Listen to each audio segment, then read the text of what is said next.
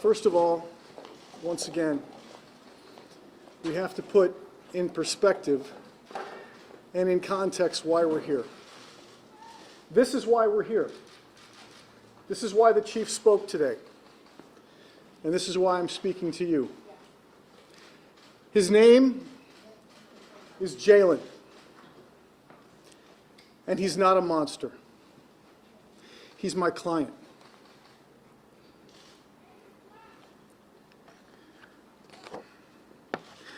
I'm emotional because of what I saw today. I've seen it 3 times and it doesn't get any easier. I'm sad that we began the presentation in precisely the way that the law would not allow. I want you to know that when I go to court for this family, the judge will look at me and he will say, "You are not allowed, counsel, to look at a shooting like an armchair quarterback. You're not allowed to look back on the shooting from the end of the story and give snapshots in time. I'm not allowed to do that in court." I'm disappointed I saw that today.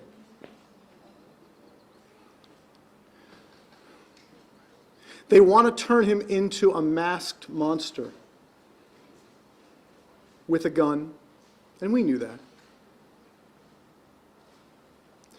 But I want to thank the chief for one thing he said. At the time he was shot, more than 90 or 60 or whatever the unbelievable number will be, he was unarmed.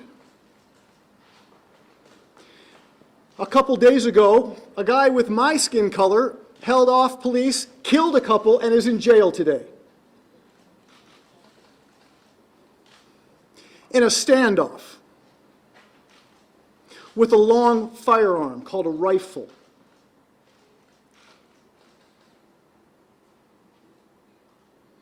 And a black man today is going to be buried this week or next week when he leaves the morgue. And his name is Jayland. And Jayland was unarmed. Black guy in Kentucky? Nope. Black guy in Akron? Yep. And is that something that's very difficult for me to admit? Yes, it is difficult for me to admit.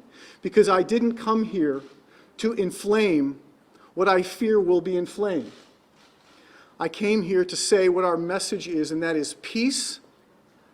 If you can do anything for the family, please give peace, give dignity, and give justice a chance for Jayland. My clients are private people. Jayland was a private kid. He wasn't married. He wasn't a criminal. He obviously was in pain. He didn't deserve to die.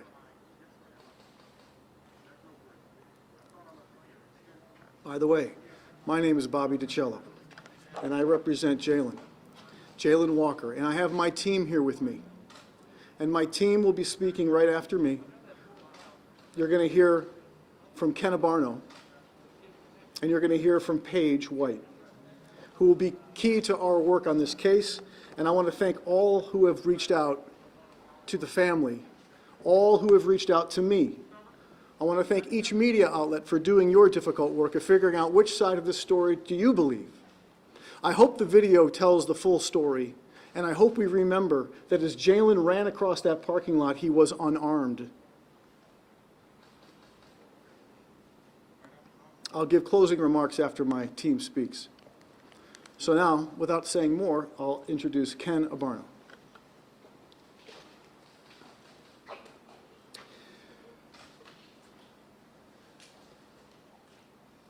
I just have such profound sadness for what we saw today. Each time I've watched the video, it's gotten worse for me. Every movement that I see, every shot that I heard, and every time that I see Jayland lying on the ground just gets more and more horrific. I'm going to look at my phone because I took some notes down while we were inside, and what we heard was that it was tough to see. It's a lot more than just tough to see. It's something that should never, ever have to be seen.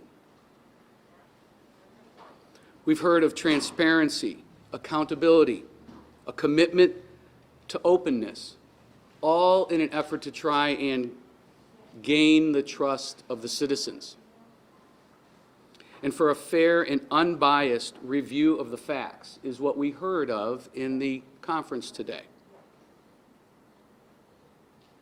And what was very telling is what we heard Chief Milet say, that the most critical decision that a police officer will make in his or her career is to pull the trigger and then be able to explain why they did what they did, what specific threats were present, and to be able to account for every round that comes out of that gun.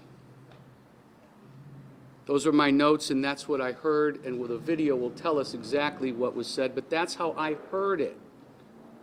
And I believe that's how everybody else heard it.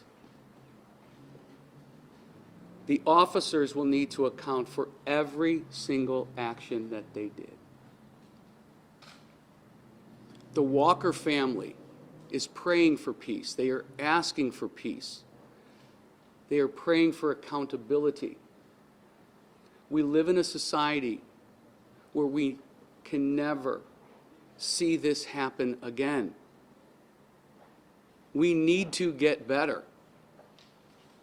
How do we get better? We're going to learn from this about how we can get better. And as my partner Bobby DiCello pointed out, we cannot villainize Jayland. This is a young man who just last Sunday was with his family and was with his grandmother and was helping put chairs out on the porch.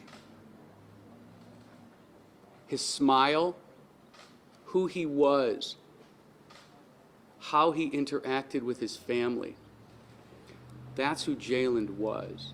And efforts to try and paint him in a different light, that's spin, that's protection. We're here for transparency. We are not here for spin. We are here for accountability. We are not here for protection. And we all personally hope that now that a week has gone by,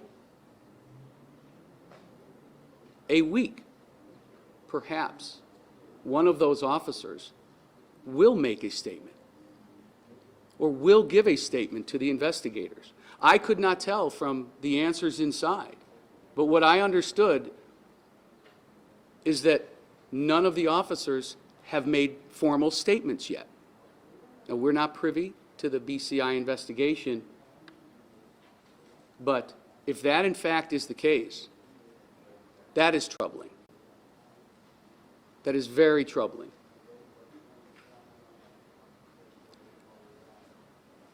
I want to ask for everybody's patience indeed as we work through this process. We are going to support the Walker family in every way, shape, or form. We'll answer questions that you may have after we're done speaking here today. There's a lot more questions than answers right now. Please remember Jayland Walker.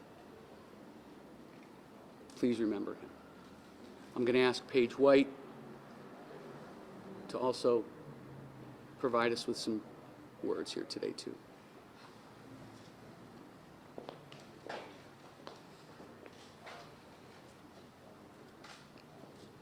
I'm heartbroken. And what we all just saw in that room is heartbreaking. What I'm here to say is that we are done dying like this, in this manner, with this fate. Nobody should ever suffer the fate that Jayland Walker did. Sunday morning, Jayland woke up in his bed, and 24 hours later, he was in a morgue. Jayland was shot more times than I can count, and that is beyond troubling. We are done dying like this. And change is coming. And how do we get there? We get there with peaceful organization, peaceful protest, and with honoring the beloved community that Jayland loved.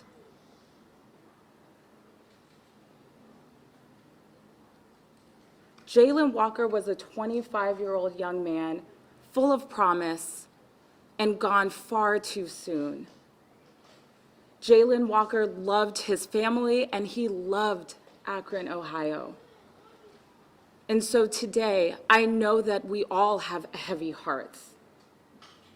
As my partners have said, it's not troubling, it's beyond that. There are no words to describe what we just saw. But we are begging you. That family is begging you. Jayland is begging you to stay peaceful. We will get nowhere with violence and destruction, but we will with measured and calm dialogue. And so today, we are calling for peace. We are asking for you to give Jayland the dignity that he deserves by honoring his legacy and his community through peace, and we are demanding justice. As my colleagues have said, we thank the Akron Police Chief for his transparency and for the accountability that has been shown thus far. Make no mistake about it. We will get justice for Jayland Walker. We demand justice for Jayland Walker. One second. Again, on behalf of the Walker family, Pastor Robert DeJournette of the Church of God in Christ, and all who support this family, please, please be peaceful today. LeBron James is praying for this city according to his last tweet, and that's an important thing. The world is watching us. Please be peaceful. And with that, I'll take questions. Yes. What was your reaction to the chief's description of Jayland's movements just before the gunfire? Can you hold this, please? This presentation was different than the presentation we received. When we were in the church, and I'll say exactly what was said to me, the chief said at that time he did not see the movement that would have put these officers in fear. When I began my remarks today, I said that it's troubling to take this armchair quarterback point of view. The way the law requires, indeed, the way we are all required to look at this is through the eyes of a reasonable police officer as it's happening. I ask you, as he's running away, what is reasonable? To gun him down? No, that's not reasonable. Mr. Barnett, can you go further in explanation how you said it was troubling that we have not heard, or the officers have not given statements. Can you expand on that and why you feel it's troubling? Absolutely. We have had a week go by. The freshest time for people to remember the most critical details about what happened is at the actual time that it happened. Witness statements are best taken just then. Witness statements are not best taken perhaps after someone has an opportunity, if in fact this happens, to watch the video frame by frame in slow motion and then remember the events afterwards. So in the work that I've done in over 30 years, the best, most accurate statement is one taken right then and there. You sit the person down and you have him write it out then and there. You don't let a week go by, because each day that goes by, memories can fade. Bobby, you said that Jayland was obviously in pain. Can you tell us what you meant by that? Well, Jayland had never broken the law a day in his life, no crimes of any kind. And what has happened to him about that time, that he would flee the scene, that he would act in the manner that he did in that way, would it be indicative of some distress, some fear, something that he was going through? I don't know. We're going to hopefully drill down and find that out. Yes? Bobby, the police chief wasn't willing to say that the number of shots fired was excessive, but I think that's why a lot of people are here and watching this case. Was it excessive? It was absolutely excessive. The law requires to use force that is reasonable. 8 officers, or whatever the final number will be. You know, we've heard numbers as high as 95 shells on the ground. I mean, you'll see if you review this video over and over again, an officer drains his clip and then reloads. If 8 guys drain 11 rounds, that's 81 rounds, or 88 rounds, and then you've got 12, maybe 16 in the chamber, or in the guns themselves. So yes, this is absolutely unreasonable. Absolutely. Yes. In the press conference, they did not actually show us anything of the moment of police attempting to pull him over. The body cam footage starts after that, and when I asked about it, they said there's no dash cam footage, there's no footage that they could show us that shows that moment. Do you have any idea why they attempted to pull him over in the first place? It's our understanding, and again, I'm going off of what I was told by the chief on Thursday night. We were all there. It was an equipment violation and a possible traffic infraction involving speed. That was it. That was what started this, and how it got to this with a pursuit is beyond me. Yes? What do you make of the wedding ring and the death of Jamisha Beasley a month before? What do I make of what? The wedding ring found in the car, allegedly found in the car, and then also the death of Jayland's fiance. So Jayland, the question was, what do I make of the death of Jamisha, his girlfriend, a month before? We know that he was very saddened by that. We also have talked with the family that he was exhibiting no behavior towards them that would indicate he was capable of anything that would amount to what you've seen here. Driving away from police, taking off his ring, that sort of thing. I also don't know if he had the ring on his finger. I don't know where that ring came from. I don't know whose ring that is right now.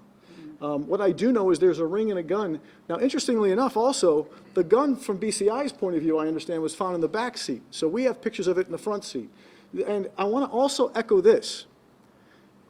The car was driven by Jayland, and apparently there's a shot fired from it, right? Well, we know the car is intact and has no bullet holes in it, and so we're interested to find out how this gunshot could have possibly been directed at an officer. I mean, as you're driving a vehicle. So if there was a gunshot, and we don't know that either, so we're very concerned about those allegations right now. Yes, and then I'll go to Jeff. What does justice for Jayland look like? What do you see from the courts?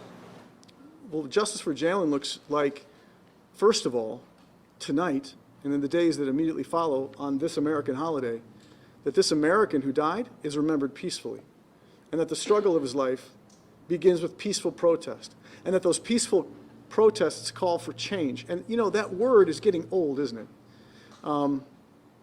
I've too many times been at these and heard the word change, but we're going to be hopeful, and we're going to hope that there's an opportunity to get new policies in place, collaborate with the city leadership, push. Look, the city did something good here. We have to acknowledge it. They do have this video disclosure statute. It doesn't give us everything, but it gives us something to work with. And so we've got something to work with here. We're going to continue that dialogue. Justice for Jayland looks like this: accountability and change in terms of the procedures and policies in place.